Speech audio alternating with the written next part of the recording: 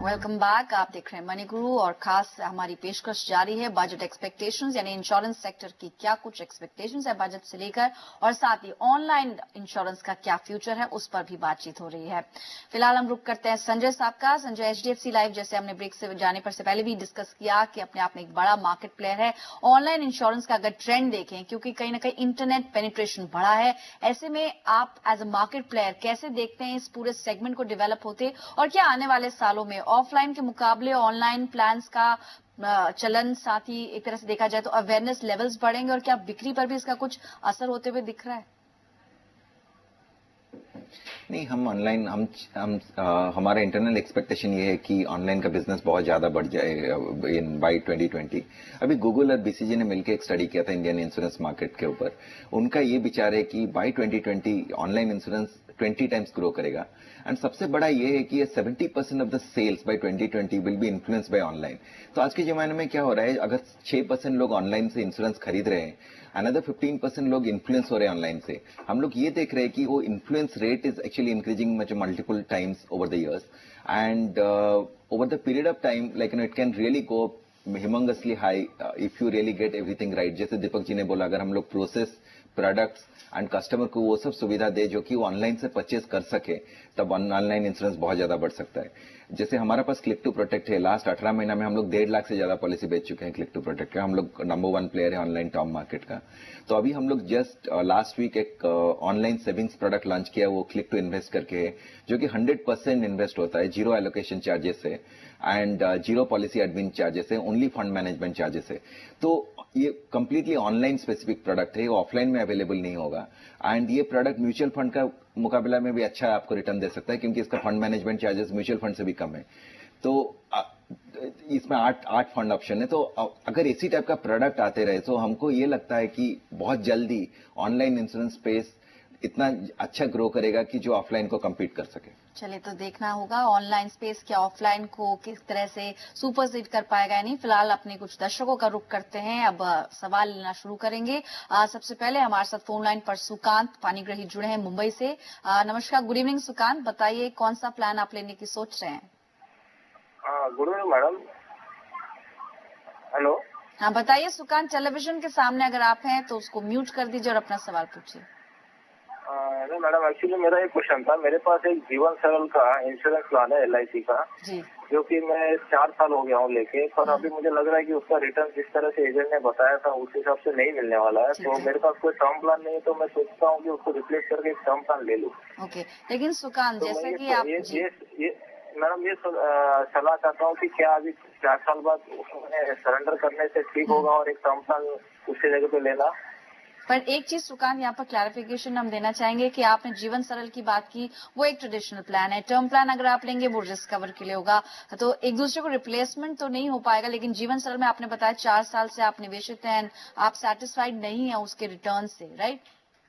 हाँ मैम। और term plan का जहां तक सवाल है, अगर आप अपना प्रोफाइल थोड़ा दर्शकों के साथ और एक्सपर्ट के साथ शेयर कर पाएंगे, इस वक्त आपकी उम्र कितनी है और एनुअल इनकम कितनी है?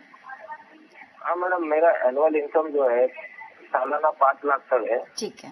और मेरे को 21 साल हो गया है, 1 डॉटर है और 1 वाइफ है, डिपेंडेंट है। तो मैं सोचता हूँ कि 50 लाख का मुझे लेना है। ठीक है, बहुत अच्छी बात है कि आपके मन में विचार आया है टर्म प्लान लेने का। हमारे साथ माई इंश्योरेंस क्लब से इस वक्त दीपक योनन जुड़े हैं आपके सवाल का जवाब देने के लिए और इस पर थोड़ा क्लैरिफिकेशन देने के लिए।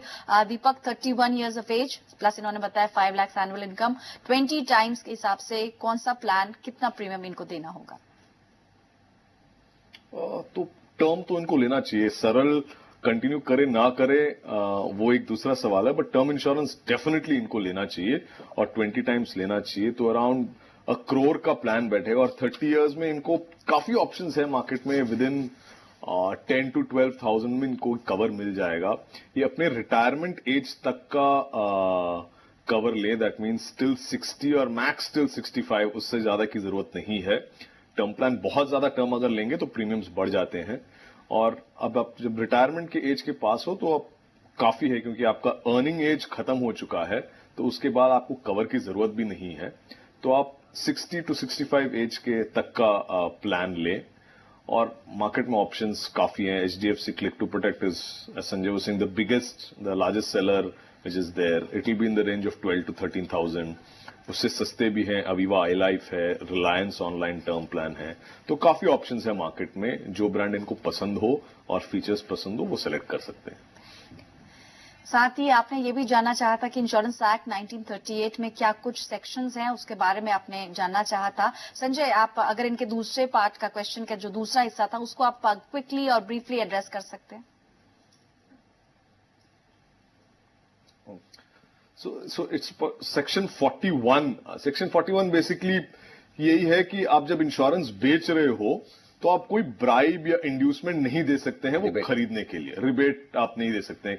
कि मान लीजिए मैं अगर एक एजेंट हूं और मैं आपको एक इंश्योरेंस प्लान बेच रहा हूं तो मैं ये नहीं कर सकता कि आपको बोल दूं कि मैं आपको जो प्रीमियम दे रहा है मैं उसके कुछ पार्ट आपको रिटर्न कर दूंगा या आपके उसके बदले में कोई गिफ्ट दे दूंगा, आप प्लान ले लीजिए. ये करना मना है. तो सेक्शन 41 यही कहता है.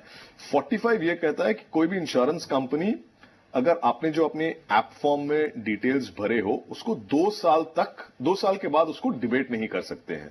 तो उसमें जो है फैक्चुअली करेक्ट है. और अगर आपने मेडिकल टेस्ट किए हैं तो वो रिपोर्ट को आप 2 साल तक डिबेट कर सकते हैं, बट उसके बाद नहीं.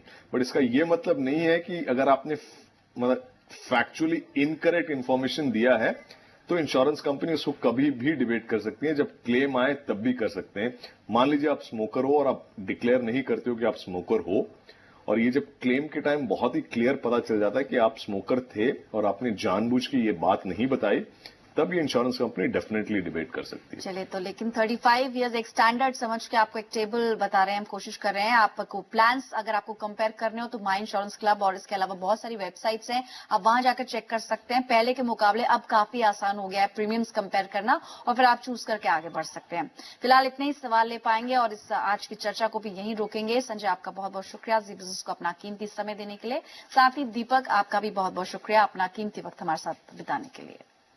फिलहाल मनी गुरु को यहीं समेटते हैं, लेकिन आप भी अपने सुझाव या सवाल भेज सकते हैं. हमारा ईमेल आईडी नोट करें, moneyguru@gmail और slgroup.com, या फिर इंश्योर लिखकर अपना सवाल 57575 पर भेज सकते हैं. फिलहाल मनी गुरु से इतना ही, लेकिन कल लौटेंगे तो प्रॉपर्टी पर बातचीत होगी. कुछ और एक्सपर्ट्स हमारे साथ होंगे. नमस्कार.